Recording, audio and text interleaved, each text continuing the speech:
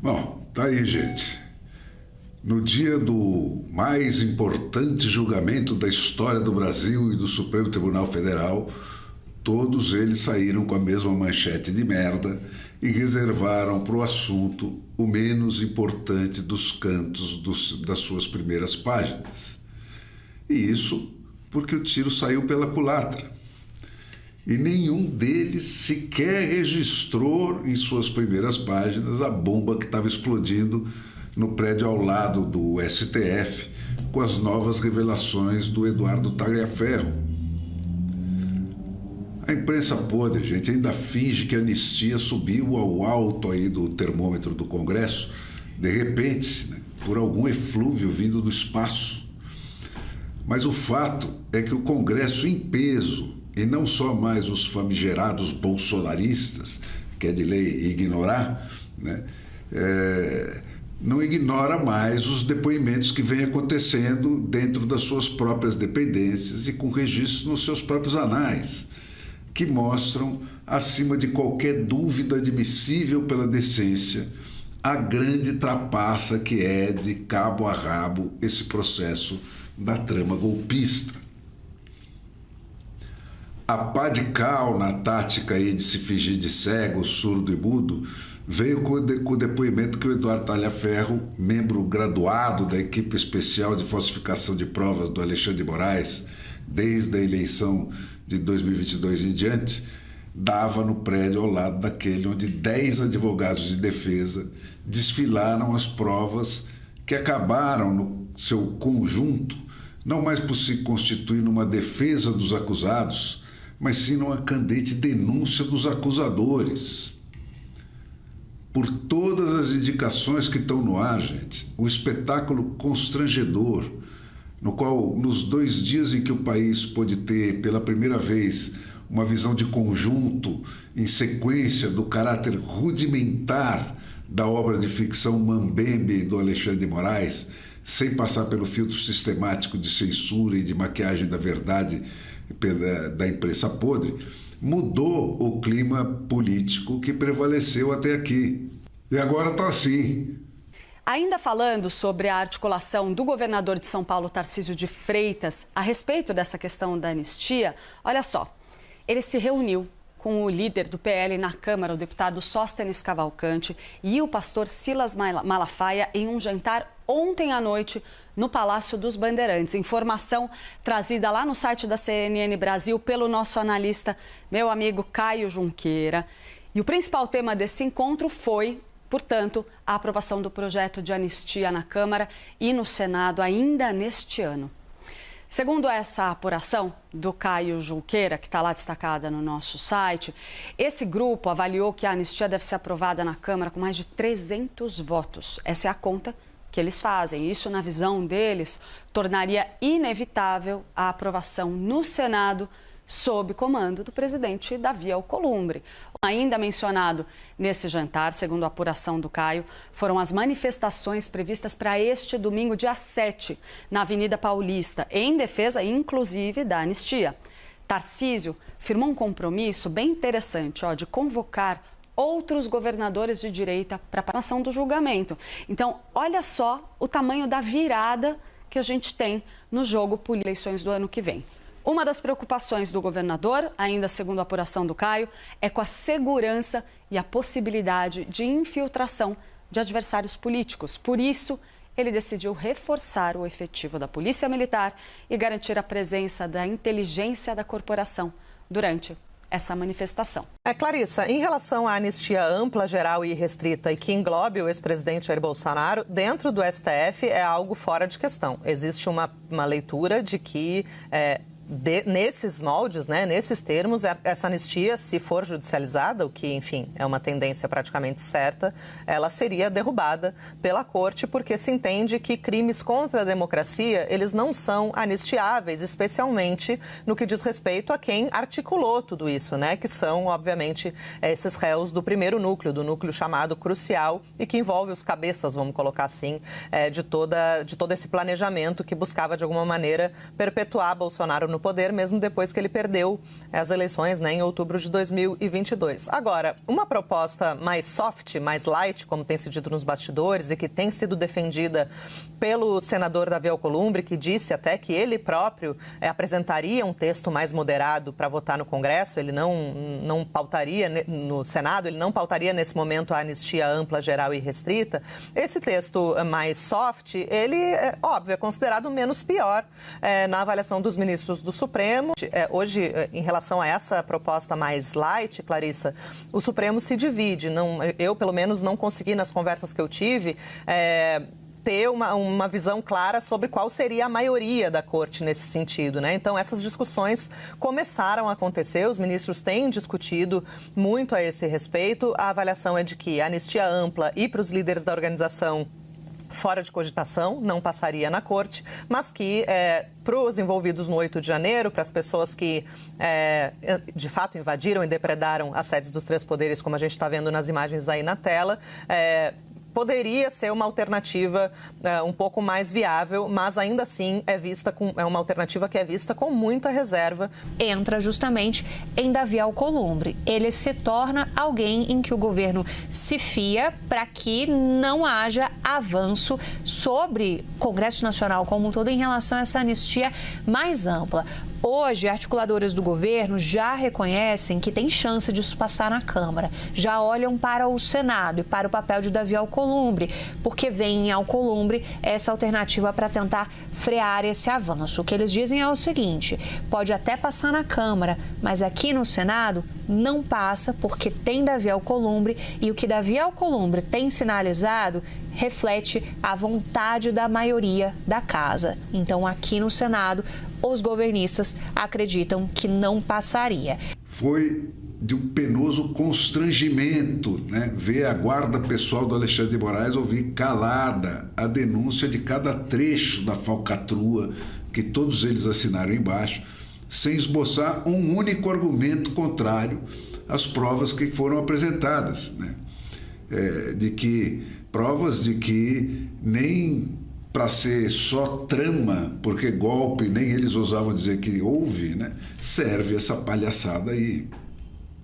O Procurador-Geral da República, esse Paulo Gonet, copartícipe ativo de todas as falcatruas do Alexandre, desde lá do TSE, né, que assinava em nome dos demais aí a obra do seu mestre, até se retirou da sala de vergonha, né, alegando aí um absurdo compromisso anterior, né, para sair fugido daqueles que eles mesmos venderam e revenderam ao país como o maior e mais importante processo de toda a história do Supremo Tribunal e do Brasil.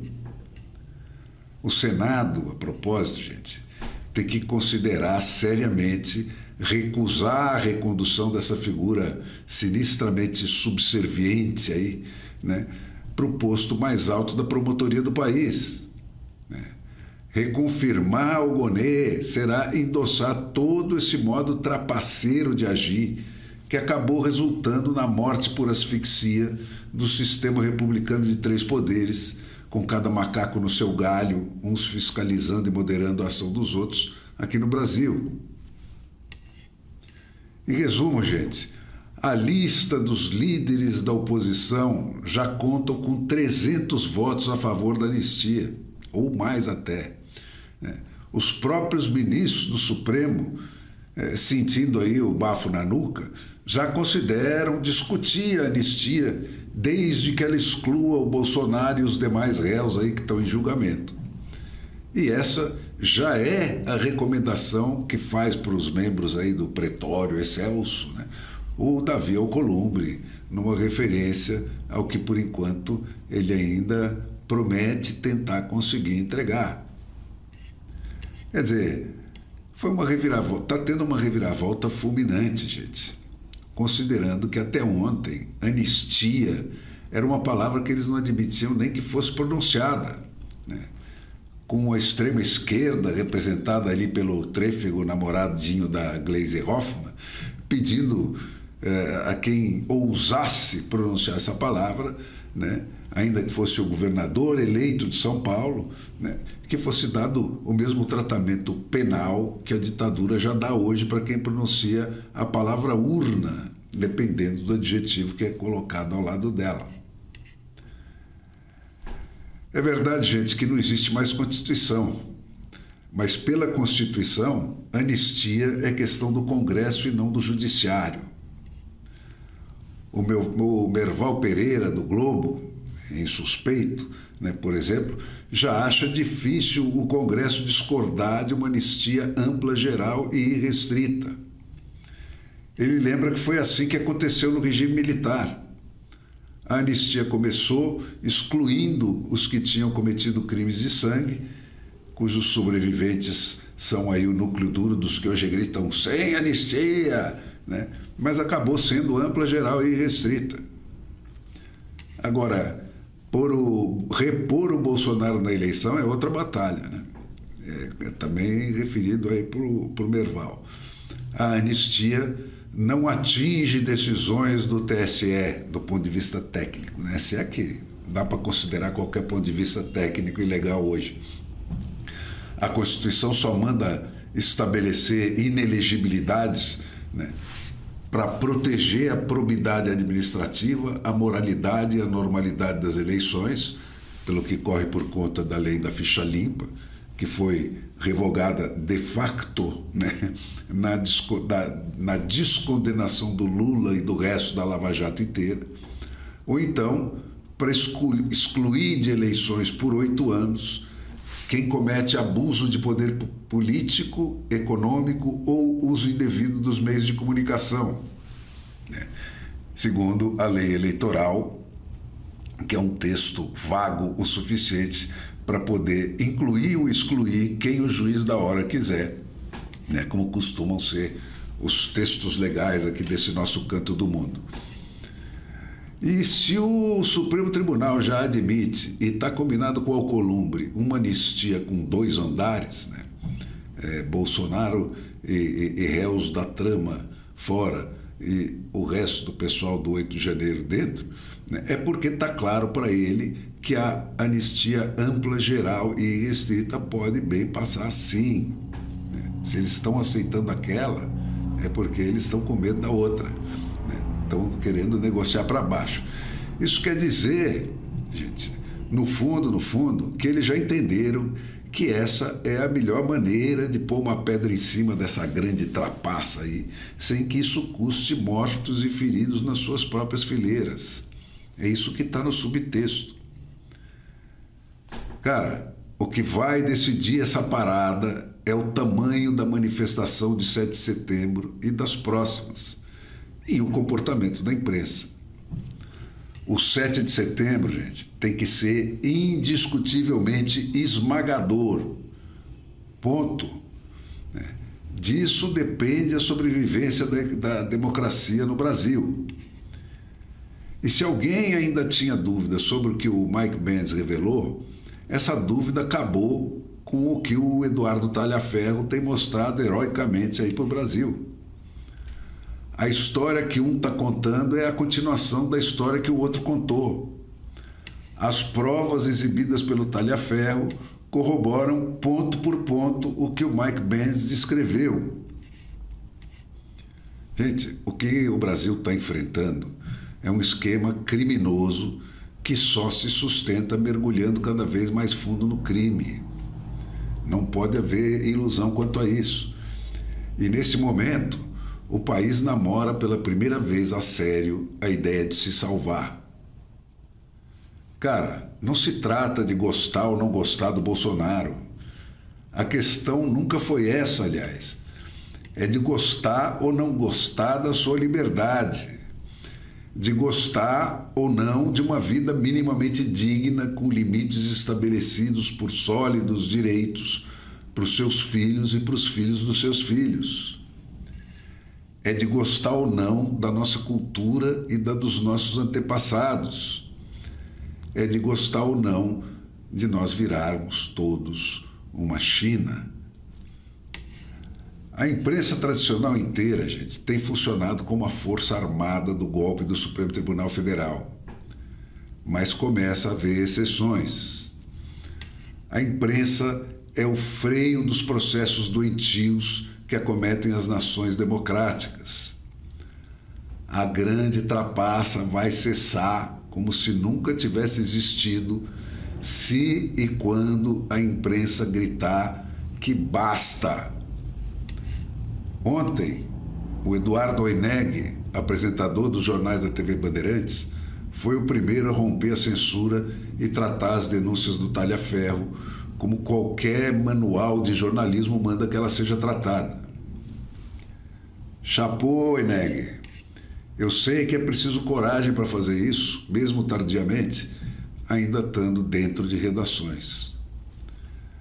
Aos jornalistas que não fizerem isso já, gente, depois de tudo que está posto e registrado na internet e nos anais do Congresso Nacional, não vai haver perdão para todo sempre na história do Brasil e da humanidade.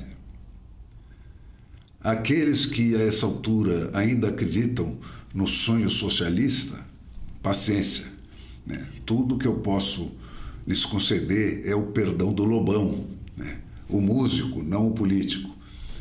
Quem não for filho da puta e vai pro inferno é débil mental e sua alma será salva. Mas pro resto, pra turma que está entregando o Brasil ao genocídio só por covardia ou por imbecilidade, não vai haver perdão, gente. Vai ser o 9º porão do inferno de Dante para todo sempre. De modo que, meus caros companheiros, tirem os seus nomes dessa lista nefanda, né? E o Brasil desse corredor da morte, enquanto ainda é tempo.